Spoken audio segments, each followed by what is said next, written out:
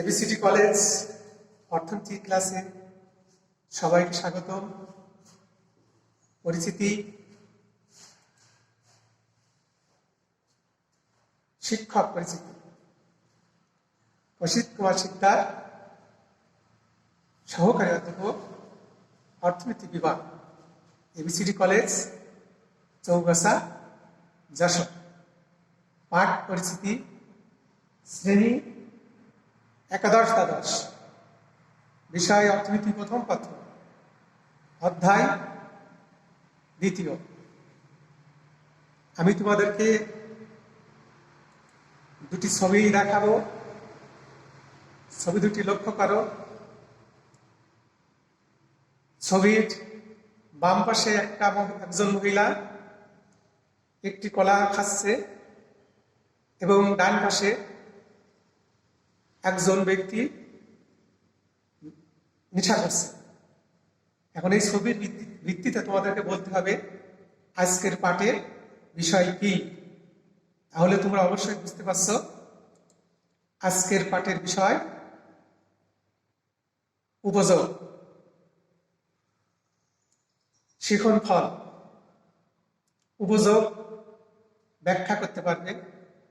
মোট উপযোগ ও প্রান্তিক উপযোগ ব্যাখ্যা করতে পারবে। মোট উপযোগ ও প্রান্তিক উপযোগের মধ্যে সম্পর্ক ব্যাখ্যা করতে পারবে। ক্রমহ্রাসমান প্রান্তিক উপযোগ বিধি ব্যাখ্যা করতে পারবে। ক্রমহ্রাসমান প্রান্তিক উপযোগ বিধির সীমাবদ্ধতা ব্যাখ্যা করতে পারবে। এখন আমরা উপযোগ কি এ বিষয়ে বলবো। উপযোগ হলো কোনো দ্রব্যের সেই বিশেষ গুণ বা ক্ষমতা যা মানুষের অভাব পূরণ করতে পারে। অর্থাৎ কোনো দ্রব্যের অভাব পোষণের ক্ষমতাকে উপযোগ বলে। দ্রব্য বা সেবার মধ্যে মানুষের অভাব পূরণের ক্ষমতা আছে বলে মানুষ দ্রব্য বা সেবা পেতে চায়। আর এ প্রয়োজন তথা অভাববোধ থেকে উপযোগ সৃষ্টি হয়। কাজেই বস্তুগত বা অবস্তুগত, ভালো বা মন্দ যাই হোক না কেন, কোনো দ্রব্য যদি মানুষের অভাব পূরণ করতে পারে তাহলে ধরে নেওয়া হয় যে দ্রব্যটির উপযোগ আছে। অর্থনীতিতে উপযোগের সাথে উপকারিতার কোনো সম্পর্ক নেই। কেননা মদ, হিরোইন, গাঁজা ইত্যাদি মানুষের উপকারে আসে না, কিন্তু এইসব দ্রব্য সমাজের এক শ্রেণীর মানুষের অভাব পূরণ করে থাকে। সুতরাং এসব দ্রব্যের উপযোগ আছে। আমরা উদাহরণ হিসেবে বলতে পারি কলম, চাল, কাপড়, ঘর বাড়ি, ঔষধ ইত্যাদি মানুষের অভাব মিটিয়ে থাকে। এছাড়া শিক্ষক, ডাক্তার, উকিল, গায়ক তাদের সেবাও মানুষের অভাব পূরণ করে থাকে। তাই এসব দ্রব্য ও সেবার উপযোগ রয়েছে। উপরোক্ত আলোচনা থেকে উপযোগের নিম্নোক্ত বৈশিষ্ট্য পাওয়া যায়। উপযোগের সাথে নীতি নৈতিকতার কোনো সম্পর্ক নেই। কোন দ্রব্য থেকে প্রাপ্ত উপযোগের সাথে ন্যায় অন্যায়, কল্যাণ অকল্যাণ, উচিত অনুচিত ইত্যাদি বিষয়ের কোনো সম্পর্ক নেই। যেমন উপরে বর্ণিত মদ, গাঁজা, আফিম, হিরোইন ইত্যাদির কথা বলা হয়েছে। উপযোগ একটি মানসিক বিষয়। একজন মানুষ কোন দ্রব্য ভোগ করে কি পরিমাণ উপযোগ বা তৃপ্তি লাভ করবে তা শুধু অনুভব করতে পারে, প্রকৃত পরিমাণ ভাষায় প্রকাশ করতে পারে না। উপযোগ ব্যক্তির অভ্যাস, রুচি ও আয়ের উপর নির্ভরশীল। কোনো ব্যক্তি একটি দ্রব্যের চাহিদার তীব্রতা এবং তা পূরণ করা ক্ষমতা ব্যক্তির আয়, অভ্যাস ও রুচির উপর নির্ভরশীল। উপযোগের পর্যাপ্ততা, কোনো দ্রব্য প্রচুর পরিমাণে পাওয়া গেলে এবং তা ক্রমাগত ভোগ করতে থাকলে সেই দ্রব্যের উপযোগ কমতে থাকে। এর উপর নির্ভর করে প্রবর্তমান প্রান্তিক উপযোগ বিধিটি গড়ে উঠেছে। উপযোগের তারতম্য ঘটে। উপযোগ সম্পর্কে বর্ণিত পূর্বের কথাগুলো শেষ নয়, বরং স্থান, কাল ও পাত্র ভেদে কোনো বস্তুর উপযোগ ভিন্ন ভিন্ন হয়। আমরা আরেকটা ছক দেখাবো। এখানে দেখো উপযোগ, মোট উপযোগ এবং প্রান্তিক উপযোগ। ভোক্তা প্রথম আম থেকে মোট উপযোগ পাচ্ছে কত? 12 ইউটিল বা 12 একক। এক্ষেত্রে প্রান্তিক উপযোগ হবে তার 12 ইউটিল। ভোক্তা দ্বিতীয় আম থেকে সে উপযোগ পাচ্ছে 10 ইউটিলের সমান এবং তৃতীয় আম থেকে সে লাভ পাচ্ছে 8 ইউটিলের সমান উপযোগ। তাহলে এখানে তার মোট উপযোগ হবে 12 যোগ 10 যোগ 8 সমান হচ্ছে যে 30 একক। এক্ষেত্রে ভোক্তা শেষ দ্রব্য থেকে প্রাপ্ত উপযোগী হচ্ছে প্রান্তিক উপযোগ। অর্থাৎ এখানে ভোক্তা 3 নম্বর আম থেকে যে উপযোগ পাচ্ছে সেটাই তার হচ্ছে যে প্রান্তিক উপযোগ। প্রান্তিক উপযোগ সকল অবস্থায় বা সর্বদা দামের সমান হয়। আমরা এখন মোট উপযোগ নিয়ে একটু আলোচনা করব। মোট উপযোগ কোনো নির্দিষ্ট সময়ে একটি দ্রব্যের বিভিন্ন একক ভোগ করে প্রাপ্ত উপযোগের সমষ্টিকে বলা হয় মোট উপযোগ। উদাহরণস্বরূপ, ভোক্তা 3টি কমলা ক্রয় করে প্রথম একক থেকে সে 3 টাকা সমান উপযোগ, দ্বিতীয় একক থেকে সে 2 টাকা সমান উপযোগ এবং তৃতীয় একক থেকে সে 1 টাকা সমান উপযোগ লাভ করে। এক্ষেত্রে ভোক্তার মোট উপযোগ 3 যোগ 2 যোগ 1 সমান সমান 6 একক বা 6 ইউটিল।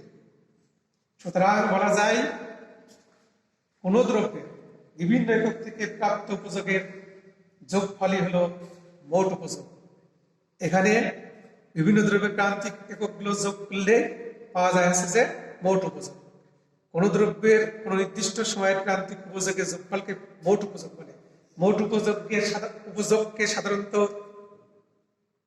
টিইউ দ্বারা প্রকাশ করা হয়, অর্থাৎ মোট উপযোগের প্রতীক আছে টিইউ, টোটাল ইউটিলিটি, ইকুয়াল প্রথম দ্রব্যের প্রান্তিক উপযোগ প্লাস দ্বিতীয় দ্রব্যের প্রান্তিক উপযোগ প্লাস তৃতীয় দ্রব্যের প্রান্তিক উপযোগ plus dot dot dot plus শেষ অর্থাৎ MUN দ্রব্যের প্রান্তিক উপযোগ। যোগ করলে আমরা এখানে পাবো কত? প্রথম দ্রব্য থেকে আমরা পেয়েছিলাম পূর্বে বলেছি কত? 12 একক। দ্বিতীয় দ্রব্য থেকে আছে 10 একক। তৃতীয় দ্রব্য থেকে অর্থাৎ তৃতীয় আম থেকে আমরা পেয়েছিলাম 8 একক। তাহলে এটা যোগ করলে আমরা পাচ্ছি মোট উপযোগ কত? 30 একক। সাধারণত কোনো নির্দিষ্ট সময় কোন দ্রব্যের ভোগ বাড়লে মোট উপযোগ ক্রমহ্রাসমান হারে বাড়ে। এরপর আমরা প্রান্তিক উপযোগ সম্পর্কে একটু আলোচনা করব। প্রান্তিক উপযোগ প্রথমে আমরা বলবো প্রান্তিক উপযোগ নিয়ে আলোচনা করি। তাহলে কোন নির্দিষ্ট সময়ে কোন দ্রব্যের অতিরিক্ত একক ভোগের ফলে মোট উপযোগে যে পরিবর্তন হয় তাকে প্রান্তিক উপযোগ বলে। যেমন কোন দ্রব্যের 3 একক ভোগ করে মোট উপযোগ পাওয়া যায় 10 ইউটিল। এখন যদি সে চতুর্থ একক ভোগ করে মোট উপযোগ পায় 12 ইউটিল, অতএব এখানে চতুর্থ একক থেকে প্রাপ্ত প্রান্তিক উপযোগ হবে 12 - 10 ইউটিল। এটা হচ্ছে প্রান্তিক উপযোগ। প্রান্তিক উপযোগকে আমরা এমু দ্বারা প্রকাশ করি। এমু হচ্ছে marginal utility. Marginal utility equal delta TU by delta Q, অর্থাৎ মোট উপযোগের পরিবর্তনের পরিমাণ ভাগ হচ্ছে যে দ্রব্যের ভোগের পরিবর্তনের পরিমাণ।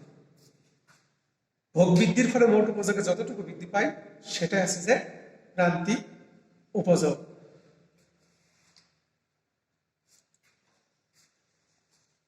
আমরা মোট উপযোগ এবং প্রান্তিক উপযোগের মধ্যে সম্পর্ক দেখব।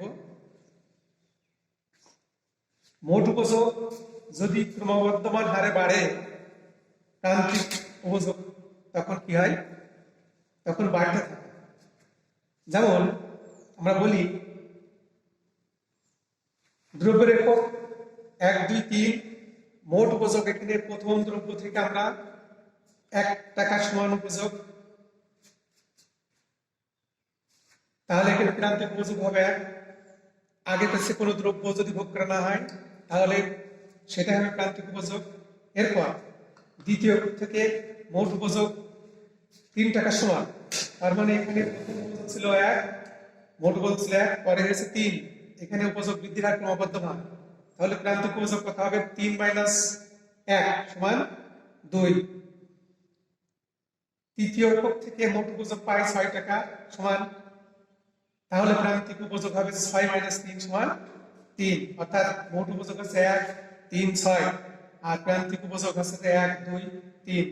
এখানে প্রান্তিক উপযোগ বাড়ছে আর মোট উপযোগ এখানে বেড়েছে ক্রমবর্ধমান হারে। এরপর মোট উপযোগ যদি স্থির হারে বা নির্দিষ্ট হারে বাড়ে তবে প্রান্তিক উপযোগ স্থির থাকবে। সেটা কেমন? মোট উপযোগ নির্দিষ্ট হারে বা স্থির হারে, অর্থাৎ প্রথম একক থেকে যদি মোট উপযোগ সে 2 একক পায় তাহলে দ্বিতীয় দ্রব্য থেকে সে মোট উপযোগ পাবে 4 এককের সমান, অর্থাৎ 2 তারপরে বেড়েছে 2 নির্দিষ্ট হারে, এবং 3 নম্বর দ্রব্য থেকে সে মোট উপযোগ পাবে হচ্ছে যে 6 টাকা সমান 6 একক। তার মানে এখানে 2, 2 করে প্রত্যেক ক্ষেত্রে মোট উপযোগ বেড়েছে নির্দিষ্ট হারে বা স্থির হারে 2, 2 হারে। এক্ষেত্রে প্রান্তিক উপযোগ নির্দিষ্ট থাকবে, প্রান্তিক উপযোগ বাড়বেও না কমবেও না। প্রথম দ্রব্য থেকে প্রান্তিক উপযোগ পাচ্ছে সে 2 ইউটিলের সমান, দ্বিতীয় দ্রব্য থেকে সে পাচ্ছে আছে এখানেও 2 ইউটিলের সমান। কিভাবে? 4 - 2 = 2, এবং 3 নম্বর দ্রব্য থেকেও সে এখানে প্রান্তিক উপযোগ পাচ্ছে 2 ইউটিলের সমান, অর্থাৎ 6 - 4 হচ্ছে যে 2। তার মানে এখানে হচ্ছে যে মোট উপযোগ বাড়ছে ক্রমবর্ধমানে স্থির হারে আর অর্থাৎ নির্দিষ্ট হারে, কিন্তু প্রান্তিক উপযোগ এখানে সর্বদা স্থির থাকছে। এরপর ভোগের পরিমাণ বৃদ্ধির ফলে মোট উপযোগ যদি ক্রমহ্রাসমান হারে বাড়ে তাহলে কি হবে? প্রান্তিক উপযোগ সেক্ষেত্রে কমতে থাকে। তারপর 4 নম্বর পয়েন্ট, ভোগের একক বৃদ্ধির ফলে মোট উপযোগ যখন সর্বোচ্চ হয় তখন প্রান্তিক উপযোগ কি হবে? 0 হবে। এগুলো আমরা পরবর্তী চিত্র আসছে সেখানে দেখাবো। এরপরে যদি ভোগের পরিমাণ বৃদ্ধি করা হয় তাহলে মোট উপযোগ যখন কমতে থাকবে তখন প্রান্তিক উপযোগ ঋণাত্মক হবে। আমরা একটা তালিকার মাধ্যমে মোট উপযোগ এবং প্রান্তিক উপযোগের মধ্যে সম্পর্ক দেখাবো। প্রথম কলামে আছে দ্রব্যের একক, দ্বিতীয় কলামে আছে যে মোট উপযোগ, তৃতীয় কলামে আছে যে প্রান্তিক উপযোগ। প্রথম দ্রব্যের একক থেকে মোট উপযোগ ধরে নেওয়া হয়েছে 10 একক। এক্ষেত্রে প্রান্তিক উপযোগ 10 একক হবে। কেন হবে 10 একক? এই অবস্থায় সে যদি আর কোনো দ্রব্য ভোগ না করে তাহলে মোট উপযোগ 10 হবে এবং প্রান্তিক উপযোগ 10 হবে। এরপর দ্বিতীয় দ্রব্য থেকে সে মোট উপযোগ পাচ্ছে 18 একক, অর্থাৎ আগে ছিল প্রথম দ্রব্য থেকে আছে যে মোট উপযোগ পেয়েছে 10, সে যখন 2টা দ্রব্য ভোগ করছে তখন মোট উপযোগ পাচ্ছে কত? 18 এককের সমান। এক্ষেত্রে প্রান্তিক উপযোগ 8। এই 18 - 10 = 8 এভাবে বের করতে হয়। এরপর তৃতীয় একক থেকে অর্থাৎ তিনটি দ্রব্য থেকে সে মোট উপযোগ পাচ্ছে 18 এককের সমান। এক্ষেত্রে প্রান্তিক উপযোগ হবে 24 - 18 = 6 একক। আমি আরো একটু বলি, প্রান্তিক উপযোগ সকল সময় দামের সমান হয়, অর্থাৎ প্রথম দ্রব্যের জন্য সে দাম দিতে চেয়েছিল 10 টাকা, দ্বিতীয় দ্রব্যের জন্য সে দাম নির্ধারণ করেছে 8 টাকা, তৃতীয় দ্রব্যের জন্য সে দাম নির্ধারণ করেছে 6 টাকা। এরপর চতুর্থ কমলা লেবু থেকে সে মোট উপযোগ লাভ করছে আছে যে 28 এককের সমান। এক্ষেত্রে প্রান্তিক উপযোগ হচ্ছে 4, 28 - 24 = 4। এরপর পঞ্চম একক পর্যন্ত যখন সে ভোগ করছে তখন তার মোট উপযোগ হচ্ছে 30 ইউটিল বা 30 একক। এক্ষেত্রে তার প্রান্তিক উপযোগ 2 একক, অর্থাৎ 30 - 28 = 2। এরপর সে যখন ষষ্ঠ বা 6টা দ্রব্য একসাথে ভোগ করছে তখন তার মোট উপযোগ 30, প্রান্তিক উপযোগ কত? 0। বর্তমান অবস্থা অর্থাৎ বর্তমান ষষ্ঠ একক, এই বর্তমান অবস্থা থেকে পূর্বের অবস্থা বিয়োগ করলে 30 - 30 বিয়োগ করলে 0, অর্থাৎ এক্ষেত্রে প্রান্তিক উপযোগ 0। এ পর্যায়ের পর ভোগ বৃদ্ধির আর প্রয়োজন বা যৌক্তিকতা থাকে না। তারপরও যদি ভোক্তা দ্রব্য ভোগ করে তাহলে মোট উপযোগ সেক্ষেত্রে কমে যায়। এক্ষেত্রে মোট উপযোগ 28। ষষ্ঠ একক পর্যন্ত তার মোট উপযোগ ছিল আছে যে 30, সপ্তম এককে যে তার মোট উপযোগ হচ্ছে 28, তাহলে 28 - 30 = -2। তাহলে ভোগের পরিমাণ বাড়ার সাথে সাথে মোট উপযোগ বাড়ছে ক্রমহ্রাসমান হারে, আর প্রান্তিক উপযোগ কমছে আছে যে ক্রমহ্রাসমান হারে। এটা বাড়ছে ক্রমহ্রাসমান হারে, এটা বাড়ছে ক্রমহ্রাসমান হারে, কমছে। প্রান্তিক উপযোগ কমছে আর মোট উপযোগ বাড়ছে। বিষয়টা আমরা চিত্রের সাহায্যে এখন দেখাবো। চিত্রে ভূমি অক্ষে ভোগের পরিমাণ বা দ্রব্যের পরিমাণ, লম্ব অক্ষ আছে যে প্রথম চিত্রে অর্থাৎ 1 নম্বর চিত্রে বা ক চিত্রে আছে যে ভূমি লম্ব অক্ষ আছে মোট উপযোগ, আর 2 নম্বর চিত্রে লম্ব অক্ষ আছে যে প্রান্তিক উপযোগ। উভয় চিত্রে ভূমি অক্ষ আছে ভোগের পরিমাণ বা দ্রব্যের পরিমাণ। তাহলে আমাদের মোট উপযোগ ছিল আছে 10, দ্রব্য ছিল আমার 1 নম্বর দ্রব্য থেকে সে মোট উপযোগ ছিল 10। এর সমন্বয় সূচক বিন্দু আছে যে এ। এরপর দ্বিতীয় দ্রব্য থেকে সে মোট উপযোগ পাচ্ছিল কত? 18। তাহলে তার সমন্বয় সূচক বিন্দু আমরা দিলাম আছে যে এখানে দেওয়া নাই, এখানে আমরা দিলাম দিইনি, আমরা দিয়ে নিলাম দেখা সেম। এরপর তৃতীয় একক থেকে সে মোট উপযোগ পাচ্ছে আছে যে 18, এর সমন্বয় সূচক বিন্দু আছে যে এন। এরপর চতুর্থ একক থেকে সে মোট উপযোগ পাচ্ছে কত? চতুর্থ না কত? পঞ্চম একক থেকে সে মোট উপযোগ চতুর্থ একক থেকে সে মোট উপযোগ পাচ্ছে হচ্ছে যে 24, কত? 28। তাহলে এর সমন্বয় সূচক বিন্দু আমরা দিলাম কিউ। এরপরে পঞ্চম একক থেকে সে মোট উপযোগ পাচ্ছে কত? 30। তাহলে এর সমন্বয় সূচক বিন্দু আরেকটা দিলাম পি। ষষ্ঠ একক থেকে সে মোট উপযোগ পাচ্ছে 30, তাহলে এর সমন্বয় সূচক বিন্দু এখানে আমরা বি দেওয়া হয়েছে। এবং সপ্তম একক থেকে সে মোট উপযোগ পাচ্ছে কত? 28। এক্ষেত্রে সমন্বয় সূচক বিন্দু আছে সি। এখন এই বিন্দুগুলো যোগ করে যে টিউ রেখা পাওয়া গেল, এটা আছে মোট উপযোগ রেখা। এই রেখার এ থেকে বি বিন্দু পর্যন্ত মোট উপযোগ ক্রমহ্রাসমান হারে বেড়েছে, কিন্তু শুধুমাত্র বি বিন্দুতে উপযোগ সর্বোচ্চ হয়েছে। বি বিন্দু যখন উপযোগ সর্বোচ্চ হয়েছে দেখো, এরপর ভোগের পরিমাণ বৃদ্ধি করলে কি হয়? মোট উপযোগ কমতে থাকে, তখন মোট উপযোগ কমে তখন 30 থেকে কত হয়েছে? 28। তেমনি ভাবে আমরা এখন খ চিত্রে দ্রব্যের পরিমাণ যখন 1, তখন আবার প্রান্তিক উপযোগ কত ছিল? 10। এর সমন্বয় সূচক বিন্দু আছে যে। এভাবে আমাদের দ্রব্যের পরিমাণ 2, 3, 4, 5, সেক্ষেত্রে প্রান্তিক উপযোগ 8, 6, 4 এবং 2 এদের সমন্বয় সূচক বিন্দুগুলো দেখানো হয়নি, এদের সমন্বয় সূচক বিন্দুগুলো দেখানো হবে না দেখানো হবে। এরপর এরপর দেখো ষষ্ঠ একক থেকে তার প্রাপ্ত প্রান্তিক উপযোগের পরিমাণ 0।